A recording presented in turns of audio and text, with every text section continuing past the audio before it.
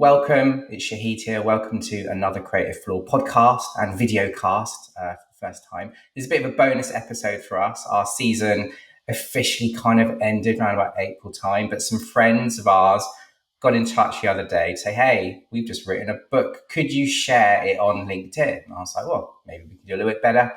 We're a community platform. So I thought, why don't we do a little bit of a book review? I don't read as many books as I really should be reading. And I read this. I thought this is really pretty good. So let's do a little bit of a deeper dive rather than me just sharing something on LinkedIn. And let's get behind why this book hopefully will be really valuable to people hopefully listening to this, especially creatives. But anyway, before we get into this book, let's say hello to the co-authors of this brilliant book. So I'm just going to say hello to you and you can do your own introduction because there's no way I'm going to be doing it as much justice as yourself. So hello, Tim. Yeah, hello there. Thank you for the opportunity.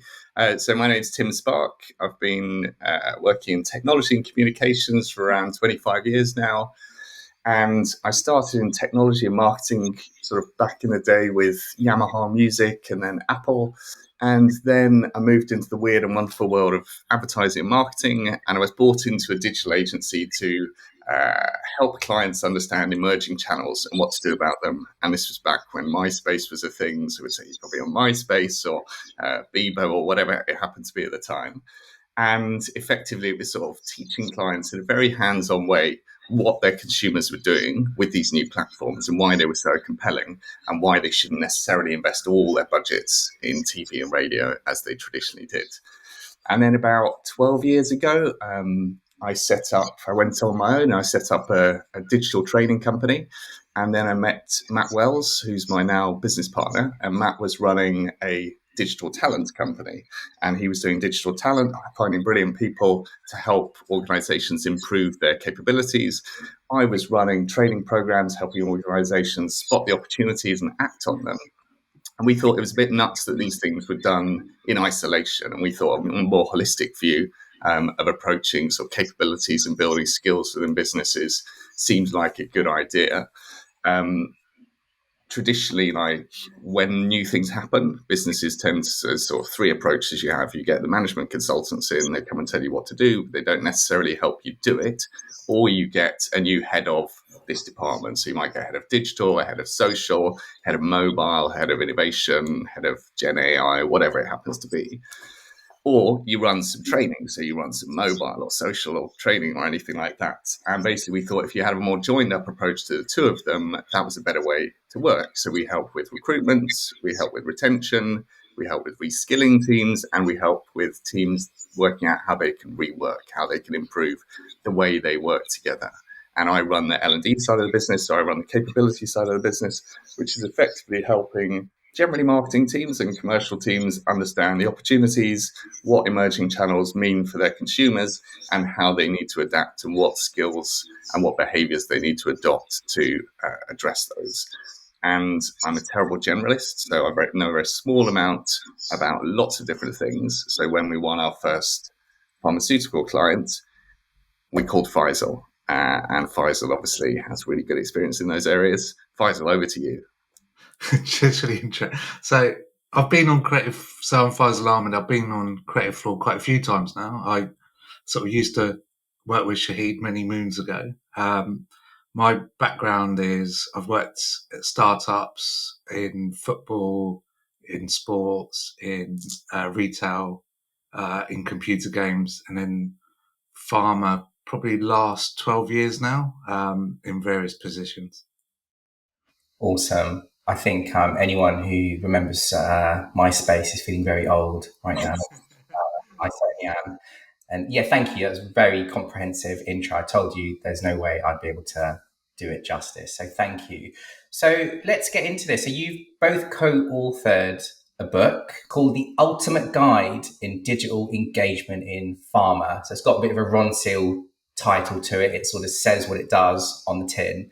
I was just saying before we hit the record button that I read this yesterday in the garden. It's really, really good. I've got to say, like, it's absolutely fantastic. So I'd love to just get behind the book a little bit about some of the key chapters that I found particularly interesting. We won't give too much away, otherwise there's absolutely zero point in buying the book, but we'll of course tease it. So the first question for you is, why did you do it? So for me, it was something that I'd learned. So we are traditionally the capability building that we do was with big FMCG clients like Unilever and Coca-Cola and Bayer. So with some healthcare ideas, but also sort of more technology-led businesses like Google and Vodafone and people like that. And so this is sort of taking marketers with classic marketing skills and improving their sort of digital capabilities. And then when we started working with Pharma, there was this: no one understands us. We're very different. We're a unique and wonderful snowflake that only certain people understand. What Faisal and I sort of found through we created this sort of digital boot camp for one of our clients, which was this 12-month rolling program of 2-day workshops with sort of coaching sessions after each workshop, where we basically they took the knowledge they'd developed in the workshop and then applied it on specific business issues, and we sort of coached them through that process. But what's really interesting is the similarities that we saw between, FMCG marketers and what's happening in pharma. And of course, in pharma, everyone thinks we're really rational, and with doctors and scientists, the only way to persuade them is through facts and figures and long charts with stats and things like that. And actually, a lot of the outputs that we were getting from the workshops, which were, I need to go back to my consumer. I just need to understand them better. Like, what are their behaviors? What motivates them? Why do they behave in specific ways? Which is marketing 101. There's nothing new about that. And then, we need to be more collaborative. We need to work across different departments. We need to be more experimental. All of those classic sort of workshop outcomes and ambitions. And we just thought there's a lot that we've learned from traditional marketing teams that you can actually apply in pharma. And obviously there are specifics around compliance and governance and regulatory issues that are quite sort of unique. And we've got issues when it comes to adverse event reporting. But beyond that, there's so many similar areas. And I thought that sort of distilling what we'd learned in sort of big brand advertising and bring it into a pharma specific situation might be quite useful for people. So that's where we came from. And as you said, you read it in a day. It's very concise. So it's a brief book, which is, I think, quite a useful thing in this day and age. We've tried to make it sort of very simply designed in terms of it's quite visual. Each chapter ends with a sort of, reading list, listening list, watching list, and a couple of tools to try. So we very much believe in sort of learning should be quite a hands-on experience. Just get your hands dirty, get quite close to some of these projects, and then that's the best way of learning. You can't sort of parachute in these theories from on high and suddenly understand how to do them. It's when the rubber hits the road, when you start practicing on these things, then it starts to make a bit of a difference. Yeah, and just to add to that as well, I think a lot of, if you look at in pharma, we talk about, and everyone's talks about omni-channel, everyone's talked about multi-channel, everyone's talked about digital for years, right? And I think millions and probably billions have been spent, and we go straight to let's do something really sexy, or let's do something innovative like an AR at a congress, and that's it. But what we have forgotten is the fundamentals. So everyone's just gone straight to getting the marketing managers or the brand teams or various teams to basically do digital, but without the education. And the book just explains it in a simple way, right? And it's not hard. It's like thinking about the user habits, thinking about the customer, and then just working backwards. Yeah, and you said it, Tim, earlier. It's like it's basics 101 of marketing. Like it's all about your user. But I think maybe we have lost sight of that. I mean, I love that, actually, that aspect of this sort of product design approach. That's my language, not your language. But in terms of, if you were going to build a chair for somebody living with MS, you would have that person front and center. What are the materials? Where are the buttons? Do you know what I mean? Like, that person would be front and center of your entire process. And for, I don't work in agencies anymore or doing real jobs like our audience. But from what I can hear, the process of, maybe where we were 15, 20 years ago from a creative perspective hasn't changed. There's just less time and less money to do everything. So in an 8-week project, strategy planning department will sit on something for 6 weeks and just spit out a brief that they've seen 20 years ago with the same insights. Nothing's different, nothing's new.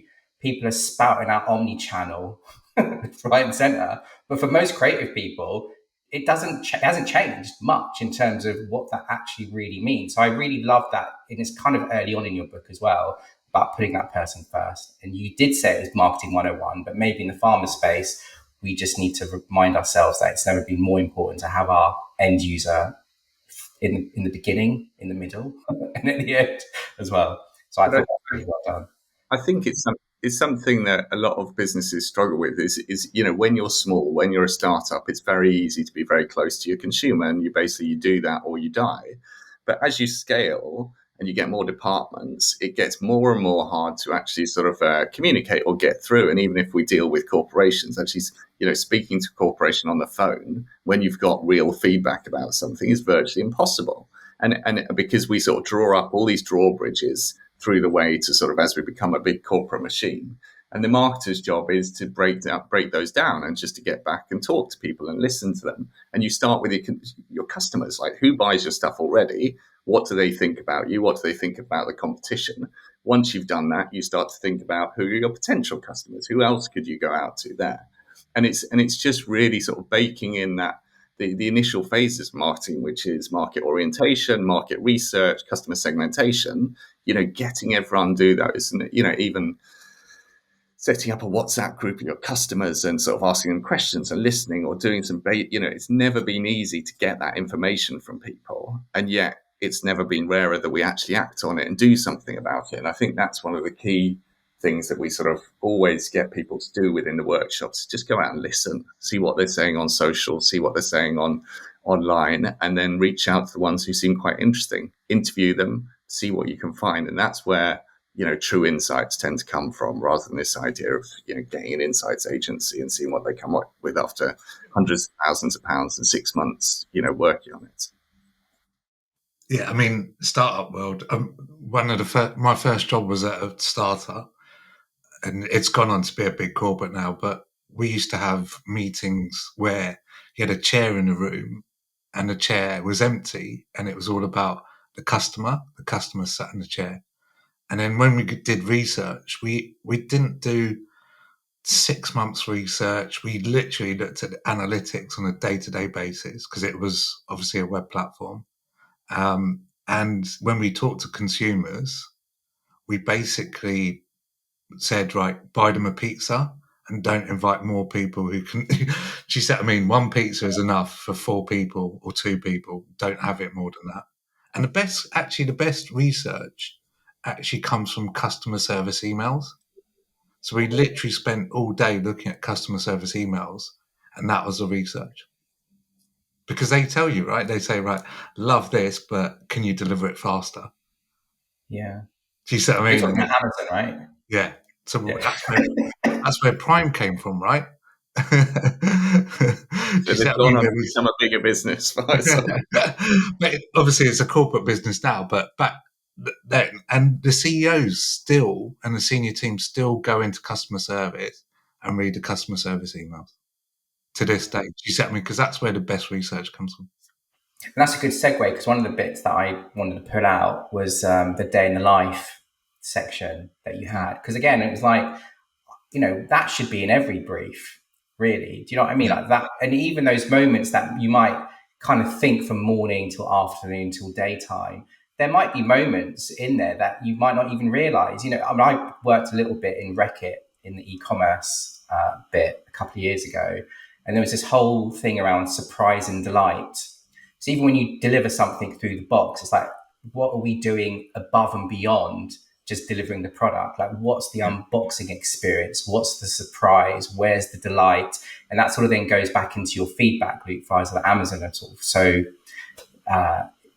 sort of anal on, right? Because they want that. So I guess it's not just what I loved about it was, obviously like this should be in every single brief, but also seeing the intangibles, like the pieces that creative people are really fantastic at doing, of just seeing something fairly logical and then going, well, actually, there's a bit over here that might kind of create something even better or more creative. So I just really love that. And I think as a discipline, again, because we're a creative platform, I'm trying to relay this to more creatives who will be listening to this, no doubt. When you get this book, hopefully people who be ordering in millions after this recording, take a look at some of these pages and start understanding some of the breakdown of who it is that you're ultimately talking to, whether it's even going to speak to them, videoing the day in the life, like recording them, whatever it is. There are a million creative opportunities that will be unpicked from this book. And so just that day in the life, I just thought was wonderful because, again, I'm just harking back to friends that I speak to on a weekly basis who are always moaning about really weak briefs that have got insights that are 15, 20 years old, nothing new. There's nothing that really brings in the new world to it. So I just think even if people could just take in, let's just relook at the day in the life of our consumer today and try and guess what that's going to be tomorrow. And I think within that, there will be some incredible opportunities for communications. Yeah. That's what IDEO do as well, right? They do that. That's their brief. They go out, they spend time. Who does that? IDEO. Oh, IDEO. IDEO do that day to day, right? And it's just normal. It's just the normal. I mean, we brought personas and day in the lives into Pharma. I think we were the first agency to do it back in the day, Shahid. And it took time, right, for people to understand, and it makes sense. And you don't have to do too much research because there's lots of career sites out there for doctors, and you can type in Google day in the life of a hematologist, day in the life of an oncologist, and it gives you a quick overview, and it shows you, right. And once you read the day in the life, how much time do they have to look at adverts? But there's a day in the life of an individual and a profession, but there's also a day in the life of people that are attached to communities as well within a specific space. So I think that's what I found really interesting as well, because you can have a hematologist, right? But there's a hematologist and there's a hematologist. Do you know what I mean? There are those that are going to be engaged in certain things that the other one isn't. But that's not to say that they won't be influenced by certain other hematologists who are more connected to broader communities. And I think that's where it just sort of like, I was like, wow, this would be really helpful for many people in agencies just to digest this book and then make of it what they want and expand it to suit themselves, I guess. And one of the interesting projects that came out of one of the early boot camps that we did was, and this is pre-COVID, was, people were commuting to work, and what were they doing while they were commuting to work? Well, they're listening to audio, because if they're driving a car, then they can't do anything else. So we then started looking at podcasts as a potential advertising medium, and then we thought about podcasts just for delivering content. And we actually created an internal podcast, which was just for new starters in the business. Let's tell them the story of the business, where we came from, the history, and all of the sort of wonderful legacy of the brand heritage, effectively. And we created this internal sort of storytelling platform that allowed people, and then more and more people started using it. And actually those internal stories became stories that we shared as part of our marketing outreach, because people really liked them. They weren't over brand heavy, and they were quite interesting. We started putting them out to a wider audience. And it's quite interesting in that marketing doesn't always have to be about the way that we communicate externally. It can be about bringing everyone on board internally with a certain idea. And then the external marketing just becomes a reflection of what we're saying internally. And that's what happens in an optimal situation where you've got sort of brand purpose and brand sort of, a voice that aligns with what, the internal culture of the business. And it was an interesting, sort of look. Obviously, commuting to work is happening less now, so maybe podcasts wouldn't be the specific medium you'd go through, but just by going through that process of running the day in the life and identifying those moments that matter within the day, then that became a really powerful exercise. Yeah, amazing. Well, I'm a massive advocate for podcasts, so yes, it's a great idea. And okay, cool. So the day in the life, definitely recommend people buy the book just for that. Another bit that I thought was really great, you've got a section on working with your agency. So do you want to maybe just touch on that a little bit? Faisal, that was your... I'm going to give you that. I think it's... obviously, I've sat both sides of the table, right? So we wrote that chapter, and I think it's one of the most important, right? Because if you're a brand manager, how do you you want a partnership, right? It's not a master-servant relationship. And I think that's happening a lot, and people saying yes to a lot of things, and as well. So that whole chapter's about, and it's just a quick guide to how to write the brief, how to make sure they've got the right info, the day in the life, the personas, making sure they've hit what your actual strategy is. Do you see what I mean? It's not like, right, go straight to, because there's a lot where everyone just goes straight to tactics. Yeah. Do you see what I mean? So it's just like, how do you manage it? How do you manage them? Keep them informed as well on a weekly basis, right? So it's just simple tips to keep that relationship going as a good partnership. But it's also, have you done this thing before? Like this thing that you're saying you can do now, have you done it before? And what proof points do you have from that? What learnings did you have? What went well? What didn't go well? Because everyone says they can do all of these things, but just do they have hands-on experience? We don't necessarily want to be the trial case that helps you either work out you can do it or can't do it. And I think, we've both worked in agencies. We're very good at presenting ourselves, but it's just getting under the skin of that and really addressing, okay, is this going to be? And sometimes we do an experiment together where we say, you know what, we're both going to take a plunge on this one and we're both going to try something new. But you need to go into that with your eyes open, with the idea that we are both experimenting and we're not entirely sure what's going to happen next. And that's when the relationship's good. If you're trying to sort of pull the wool over the client's eyes or anything like that, that can be when it's a bit of a challenge. I didn't expect to see that section in there, and I thought it was really good. So again, it's another opportunity for agencies to even maybe give this book to some of their clients that might be fairly new to marketing.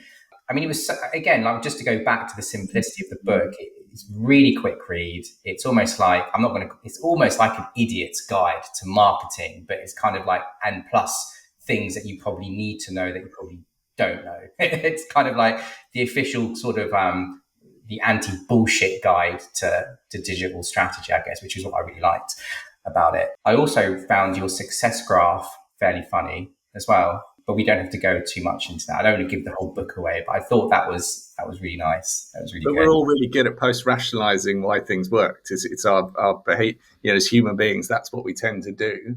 And actually, that's why all of the advice that you see on, social media about here's 3 things you can do to make sure this works, it's just nonsense. And the way we learn is by doing these things. But again, it's going into it with open eyes of, you can't copy other people. If you look at, Elon Musk's biography versus someone else writing his biography, it's going to be very differently. It's that sort of what's it called, cognitive bias that sort of drives us all, and it's quite a sort of it's quite a powerful thing as a species, but it's also quite a dangerous thing when we're trying to learn lessons for success.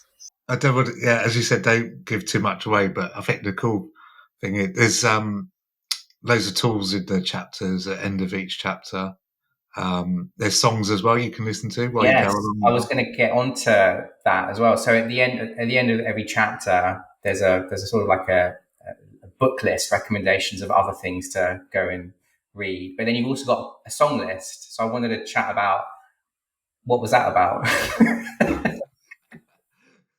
Well, music's always been very, I think it's pretty important to Faisal and I used to be a DJ back in the day. So basically I'm just reliving some of those sort of moments. And actually in workshops, we use music a lot, particularly online workshops. When we're doing those, it's a great way of sort of just helping people relax or energizing them at certain points.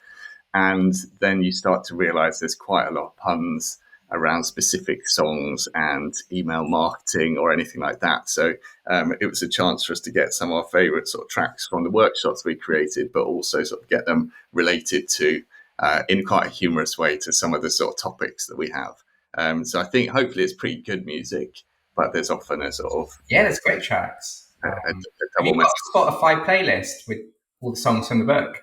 Yes, yeah. So that's on the landing page. I'll send you the link for that, so you can download the playlist as well, and that gives you the thing in order. So as you're listening to the book, you can. I think that's you shouldn't listen to it all the way through, but I think that's quite a nice thing about books, where you have, like, it's sometimes about the context where you're reading them. You were out in the garden yesterday reading your book.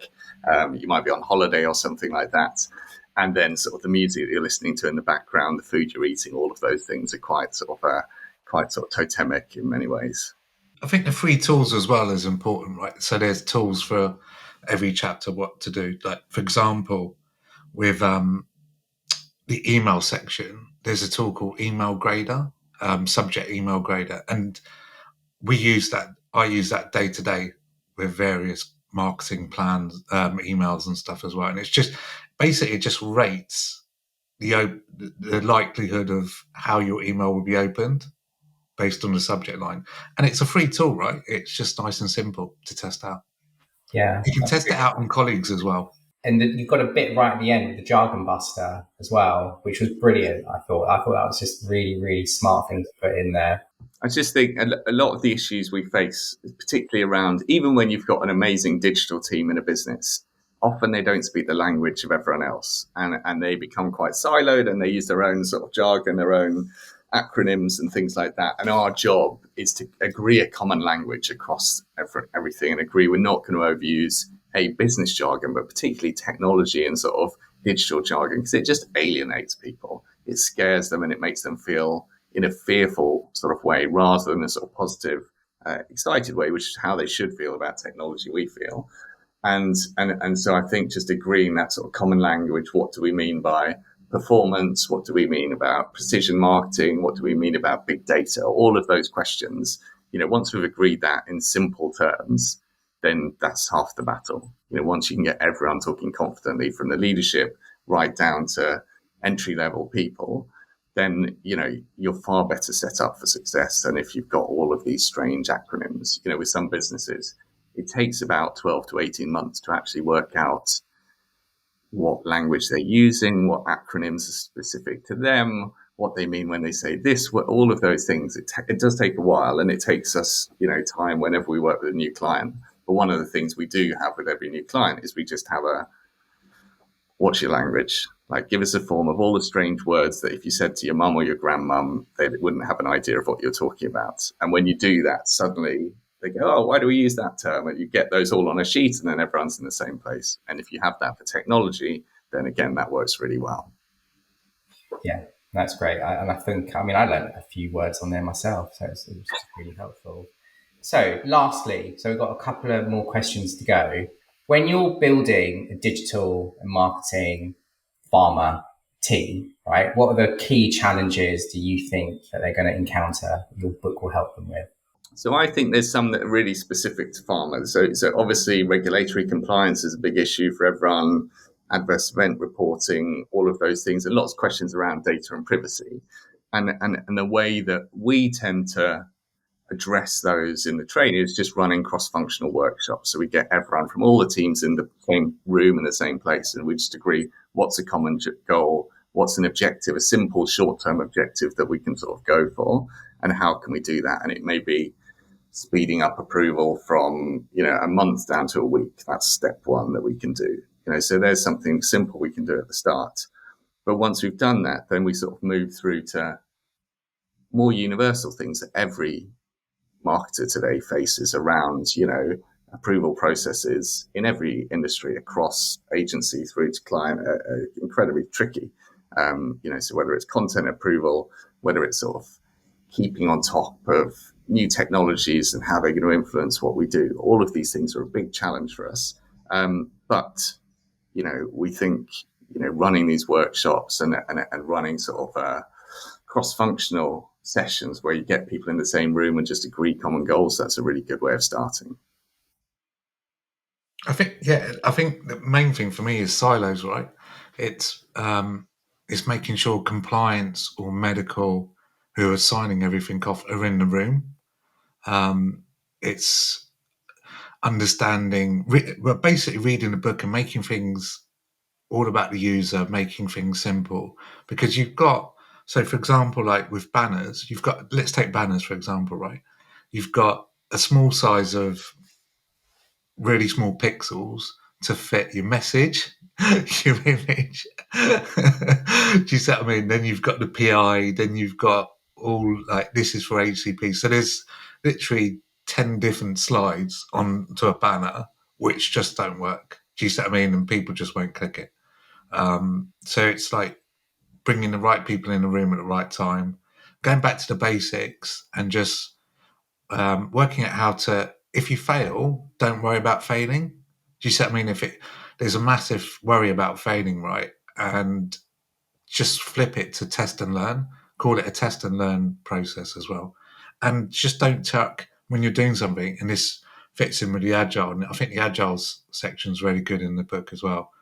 Is about just doing a minimal viral product. Don't have to do a full campaign. You don't have to do 130-page detail aid. Do you see what I mean? It's just do basics. Just do a few pages, test it out, see what works, see what doesn't work. Use heat map tracking like Hotjar, and just all come together. Bring the right people in the right room, and iterate as you go along. And that's where budgets comes in, right?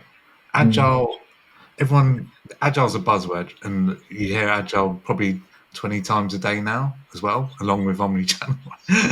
But agile came from tech companies. It came from tech companies that didn't have enough money to waste it on a full product. Do you see what I mean? The startups can't do everything, chuck a 130-page brochure on a website and think it will work. They test it they literally had a budget to do 2 pages, test it, and then go along. That's where it came from. Yeah, I think that was another really great part of the book as well. The sort of, as you said, yeah, you're right. Agile is one of those buzzwords, but testing and learning is something that I think definitely pharma companies definitely need to get onto that boat. Again, I'll just go back to my days at Reckitt when I went client side, and when we were testing campaigns, we were turning around a campaign a week, right, on brands like Durex or Finish or whatever.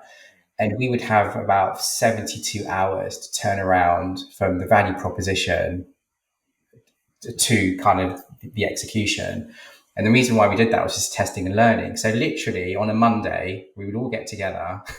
We would just throw about 10 different value propositions, and we might narrow it down to 5 or 6, right? And then we do these things called smoke tests. I don't know if you've heard of them. And then you basically create something very quick and dirty, if you like, on Instagram or TikTok or whatever channel that you're in. And then you just post it out 2 or 3 days later for a 24-hour, 48-hour test. And each of those images with the value proposition would then take you to some dummy microsite, essentially. But at the end of that 48-hour period, we would then pull all those down, and then we would just get the data and go, actually, it's that one. That's the one that got the most amount of clicks. That's the one that got the most amount of engagement. That's the one that got the most amount of people wanting to subscribe for more information, et cetera, et cetera. You've got your value proposition. Now go and execute it. Now you've got a day and a half to do it. And that testing and learning, and we was moving at speed of light. But you compare that to the pharma model, where it's like, okay, we're going to brief an agency now. The strategy is going to take 3/4 of that time with just coming up with stuff. Creators are going to have like no time to do this idea. And this idea is now going to be stuck in market research for 4 to 6 months. And at the end of it, you're going to get a Frankenstein, and everyone's going to be really unhappy with it. And it's just a kind of image with a headline. And now we're going to have to roll that image and the headline out on a bloody banner ad. And it's like, what are we? 1996? We're back to MySpace era. It's to a market that just doesn't care about what you're saying anymore, because you've missed the moment. One of the things we do in some of the workshops we've worked on is Faisal and I basically get teams to write social and search ads and run those, and we run them over 24 hours, and then we use that as a way of testing and learning ideas. And it's a wonderful way of helping them get into data analytics and helping make sense of that. And of course, you're not going to base all of your strategy on that, but it gives you some data that's quite important. And when we used to run, sort of sometimes when you work with a client for the first time, you'll spend 12 to 15 months creating a digital capability program. And then over time, you speed that up and you say, right, let's just run the pilot. Let's just do a pilot in a month, because time is a wonderful constraint, and creativity comes out of constraints. And as you were saying, if you give people 24 hours, they're going to come up with something. It may not be perfect, but if they iterate that 5 times over a week, it's going to be a lot better than them just sitting in a quiet, dark room for 6 months. And so sort of getting, learning through the process of creating these things, training and capability all used to be about, 12 months to develop this perfect, beautiful workshop that was rolled out to the entire organization. And actually, it's what happens after the workshop that's important. The Yeah. workshop's there to highlight, we need to change, and here's some ideas that you can take on. But it's what we're going to do. How are you going to apply that? How are you as a team going to learn together how to create that thing, or to create that sort of initiative, whatever it happens to be? So actually, we tend to put way more emphasis into the post now than the actual workshop itself. It's still important. We need to win hearts and minds and change attitudes and all that good stuff. But how can we support people after the session? That's when, behavior change happens, not in the 2 days that everyone's together and inspired and excited about whatever it happens to be. Yeah. And it can be done. It can be done, right? It needs. That's where the agency and the client just needs to come together and do a really good plan, right? What's our 6 months? What's our 6 week sprint or a month sprint? And let's line up the resources for that. It can. Do you say? I mean, I do it. I do it on my day-to-day work. We Yeah. line up the right people on the right day to sign things off, and try to work with agencies to push it through. Do you see what I mean? It's not like, right, send it to strategy, send it to creative, send it to artworking, send it booking studio time, and then booking. Do you see what I mean? It's Yeah. plan it all. You can do it really quickly. Well, to that point, I think this is why this book is so valuable to so many people. Doesn't matter whether you're in strategy or not. This is almost kind of like gives a level of education and understanding, so people can start unlocking these creative opportunities. Because, as you say, like it's like this hot potato factory. It's like we'll give it to accounts, and accounts give it to strategy, and then strategy give it to creative, and creative then go and give it to studio, and then it goes to artwork. And it's like, well, if you just understand the map of how this world operates, which is essentially your book, I think it will just make for just better work and happier people, because they'll be spending less time on doing work that doesn't work. So I really loved the testing and learning part of that, which is a really good segue into emerging technologies. Now, AI is everywhere at the moment, and we are sort of accelerating into this future. No one really knows what it's going to look like. What emerging technologies or trends you see as really changing pharmaceutical marketing? Everyone's talking about AI. AI will take a few years to start implementing properly within our industry, right? Do you see what I mean? People are talking about it now, buzzwords, and there's a lot of snake oil salesmen trying to sell AI. So so we need a guide to AI as well at some point. Yeah. But it's basically, but you have to look at things through an AI lens. So, hey, how will AI help me write emails quicker and do the test and learn? How will it make me write content quicker, etc.? How will it do the next best action in detailing when you're talking to customers? Do you see what I mean? And how will it make me, and personally, right? How will it make me write my PowerPoint quicker?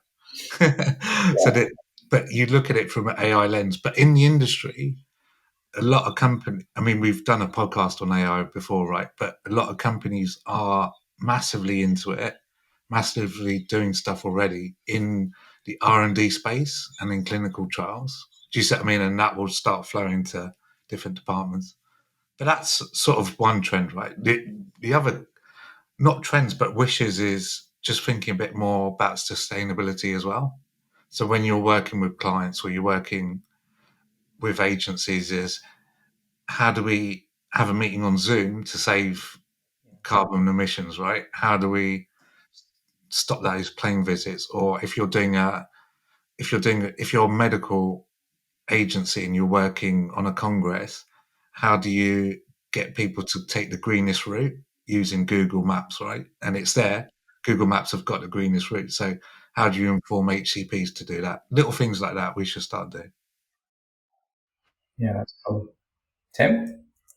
Yeah, so I'd, obviously, yeah, there is we talk in the workshops a lot, and we have in the book this section on the Gartner hype cycle, and it's a highly sort of contentious idea of whether it's useful, and there's people who think it is and isn't. But most technologies go through a period of massive overhype, then a sort of period, a fallow period where it didn't quite deliver on what we expected, and then some of them die off, and then some of them go on to great success, and they influence and alter all of our lives. And I think it's this week is the 25th anniversary of Google, which is an amazing thing. Like just thinking about life pre and post Google for its good and bad, ills and sort of benefits. I think it's given us access to phenomenal information in, I think, a way that's probably net positive. And at the moment, we're all thinking about Gen AI. And that's because it can do really clever things, and we use it all the time. It's for me, it's like a very helpful and polite assistant that helps me sort of structure my thinking and helps me, write better and comes up with sort of good ideas. But we all know some of the flaws with Gen AI is it's also quite a good bullshit machine, and it can seem very convincing when it actually doesn't know what it's talking about. And so you do need a level of, just the ability to look at this is just another data source. It's another place that we can get information. But if you look at Gen AI and the influence it can have on customer interactions and chatbots and virtual assistants, I think that's amazing. We were talking right at the start of today about, how we've built these barriers between big organizations and the end user. And chatbots, when badly used, were just a horrendous sort of customer experience. But actually, I don't necessarily want to speak to someone on the phone. If a chatbot can answer my questions, then that's far better for me. And we all have different, ways that we like to interact and different ways of learning. So I think the opportunity there is really, really interesting. And again, sort of them being able to develop and create their own sort of understand the brand, understand the product history, and be able to sort of customize their responses is absolutely fascinating. So I think that's, at the moment, you can't really see anything beyond it. And there's lots of naysayers who will say it's not everything that, it's not as exciting as everyone talks about. But I think it is transformational for most people in most roles. But at the same time, a lot of what we talk about in the book and what we talk about with other people is, the fundamentals, the simple, as marketers, we're way too excited about shiny new things and exciting new technologies, and we jump onto them whether there's a role for our brand or not. And actually, whenever these new platforms emerge, we think, here's a new place for us to share our message, when actually we should look at how are they using it? How can it benefit us communicating with them in a way that's appropriate and useful for them? The fact that there's 500 million people on one platform doesn't mean you should go there if there's no purpose, if you can't add any value to that platform, because you'll just become, hated and generally sort of resented on there. So a lot of what we talk about in the book is, the basics around, just writing a good social media policy so you know how and what to say in various places. Email marketing, everyone hates it, but it's quite useful, and some people prefer getting their information that way. I'm not saying the new generations are going to prefer email marketing, but it's, I think, for me, less focus on some of the very glitzy, new, exciting technology, a bit more focus on just getting the foundations in place. If most of them thought about their content strategy and how they were optimizing for search 10 years ago, you'd be in a far better place today. So for me, that's the most important thing. But Gen AI, and we've got a workshop we've developed around helping creatives and marketers understand, how to use Gen AI to improve your outputs and your customer research and all of that sort of good stuff. That, I don't think we can look beyond that so much at the moment. That seems to be just this huge behemoth that's right in front of us. We don't know what to do with it. We're not quite sure how positive or how negative it is. But for the time being, just, it's going to be transformational for many of us. There's a massive amount of hype about it, but it's quite useful. I often take workshop outputs and I put them into one of the, generative AI things, and it just polishes things and it makes them sound loads better. And it makes them sound, when I send them back to the clients, they're like, that was a super valuable day. And you're like, yeah, Here's your version, here's the AI version, let's go with that one for now. And so although it's going to take IT a long time to integrate those things, the teams that start to experiment with those ideas and build them into your habits, your daily habits, whether it's using Answer the Public as a way of understanding the questions people are asking about your brand and your product. That's amazing. And we should do that all the time. It's just that data's out there. Why wouldn't you bend down and pick it up? So from a personal level, just experiment with it and try it. Don't put any obviously secure company data on it or anything like that. But there are platforms that are far more secure and sort of, IT sort of friendly with your company, but just start to experiment with some of those things. I think that for me, if you're thinking about how to future-proof and to maintain relevance, then that seems like the best place to start. Test and learn. Test and learn. This is just to help people. The book is basically all profits go to charity. Do you see what I mean? So yeah. Which charity does it go to? Alzheimer's Society. Fantastic. Brilliant. Yeah. So again, I read it yesterday in the garden. It's a very quick read. I love the simplicity of it. It's really well done. It's really well put together. I'd definitely say it is the comprehensive guide to digital strategy. Certainly if you're working in the pharma space, it's an ideal investment in yourself. I would have bought it if you hadn't given it to me for free, but I'll just purchase one anyway, just because I know the profits are going to charity. For all the creatives out there, this is an invaluable investment in yourself. It will really help you get to, I believe, better briefs. It's a really fantastic guide to all the jargon and all the bullshit that you're probably hearing on calls that you've got no idea what's about. And it's an ideal gift to any person in an ad agency and client side. And I guess it'd be just in time for Christmas as well. So congratulations, Tim and Faisal, on co-authoring a brilliant book that will help many, many people, no doubt, and hopefully raise a lot of money for a very worthy cause. Thank you for helping me do my first book review of the year. Do come back on with the next one, whatever that is. Otherwise, yeah, thank you so much. Brilliant. Thank you so much, Shahid. Bye. Bye-bye. Cool. Is that all right? Yeah, perfect. Yeah, it's good. Good chat.